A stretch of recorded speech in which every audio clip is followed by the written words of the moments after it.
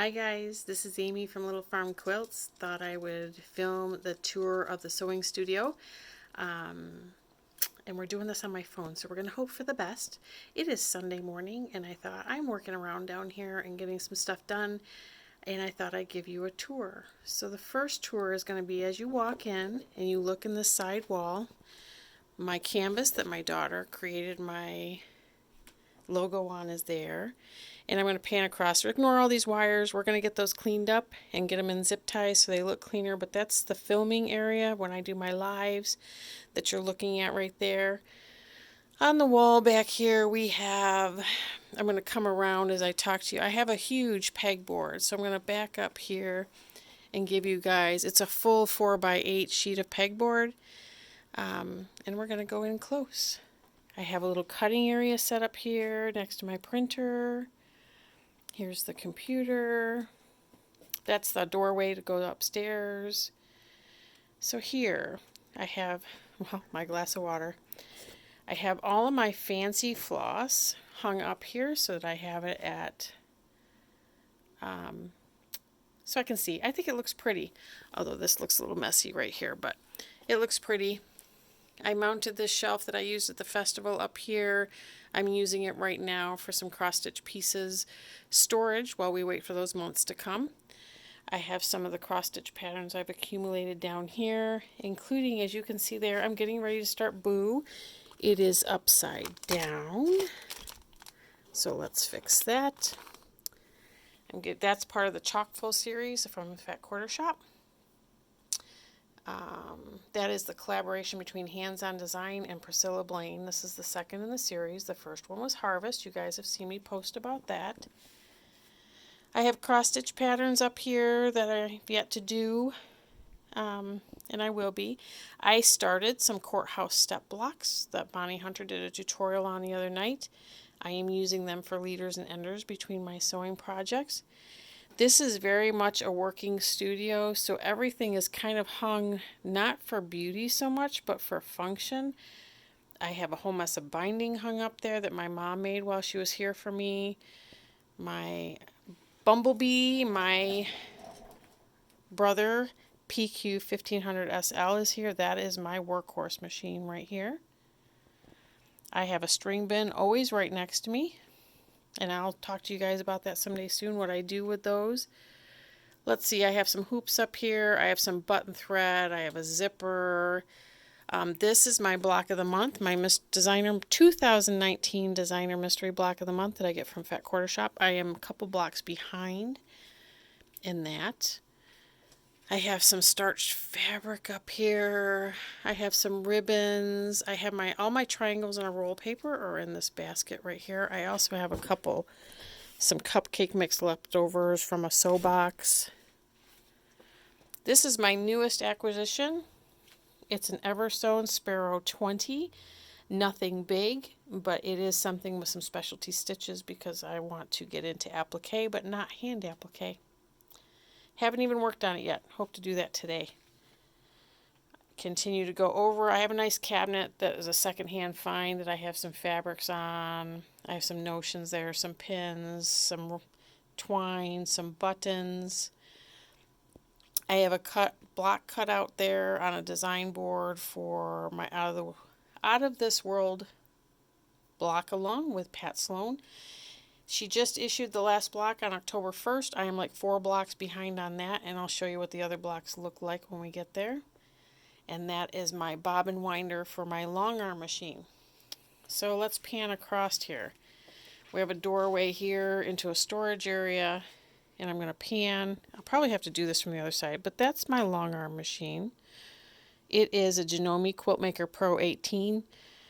I acquired it in March. Okay, I'm going to slide through here. So we have some beams in our basement. I don't know if you guys have the same thing, but we have beams. So the long arm positioning had to be in a place where I could push it back towards the wall if I want to do just free motion quilting, or I can push it forward to the beams if I want to stand and back and do a pantograph. But I'm going to pan across here. You see a couple projects there leaning over the bars that have to be bound. I have Rubbermaid storage underneath. My batting is stored underneath. What you see hanging on the walls are some free motion quilting challenges that I've done to help hone my skills. I have some more Rubbermaid storage on this side. You see I have thread up on some of these beams. Thread, scissors, some quilting rulers to keep them at close access. And down here, these are the quilts that other quilters have brought to me for me to quilt. Those are lined up in a queue. I have a rolling cart storage in the top. I have things that I use for the long arm. I also have some started projects, as you can see, on shelf 2 and 3, just to keep everything kind of organized.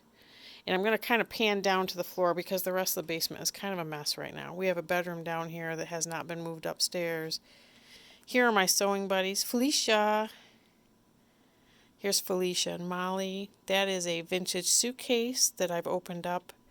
Put a couple of quilts, quite honestly, that I started, never finished, probably won't finish in there for them, and they can be washed. And anyway, so I'm going to pan quite around here. What you see here is my family room, and there's a bedroom back there. So over here is what is the new filming area, and some of you have seen this if you've watched me, but it's had a change. So right in front here, all my fabric storage is there. You see I've started to put everything on comic book boards because I think it looks prettier. I had started that up in the sewing room upstairs. I need to complete that down here. Behind the sewing area is a cutting area or filming area. And then there's a bunch of props and functional storage along the back wall. And you'll see I have baskets on the one end of my fabric storage. That has projects that are in process, I guess. My whips. I kind of said something on the video, the live last Sunday, that I think this year is going to be the year of the whip. I do think that's the case. So you can see the door that's partially open there. That's a storage room that has most of my Etsy shop in it and some other storage. I have a coffee filter wreath on the door that I really love and learned how to do by watching a Priscilla Blaine tutorial. You can find that on her blog. We might do one here. And I'm not opening that door for you to look inside. I have a Swiffer in the corner. So there's always a Swiffer down here, and it's always got a pile of threads behind it. And so that's what I have here. This is my design wall. So you can see up in the upper left, that's Forest Friends. All those animals I'm working on for Courtney's move out quilt. I have in the upper right hand corner those 2 blocks. The stars are part of the 2019 mystery block of the month, which I said I'm 2 blocks behind in. The other blocks that are on the design wall are the Out of This World blocks from Pat Sloan's Sew Along. I'm 4 blocks behind, I think, in that, and then I will be able to finish that. But as you can see, this is very much a working studio. It's all very contained, very organized, so that everything can be at my fingertips, but it is definitely not something that's going to land me in a quilting magazine as the perfect looking sewing room. It works for me. It's functional. It has lots of storage. And I'm trying to go slow. We also have a workout room down here, but it's kind of crunched. Okay, I'm just going to go ahead and show you. So the sewing room that was upstairs is now going to house the bedroom that is sitting out in our family room right now. So that's sitting there. That's all going to go up into the other bedroom. So we will have 2 spare bedrooms upstairs, 1 down here in the basement right there, so that our kids, when they come home to visit, we'll have plenty of sleeping space and family space. And I'm going to leave you with this close up. I finished Harvest, both the large and the small, this morning. They're sitting right here. I'm getting ready to film a finishing video, so stay tuned for that. But until our live tonight at 7 o'clock, you guys have a great day, and I'll see you soon. Bye.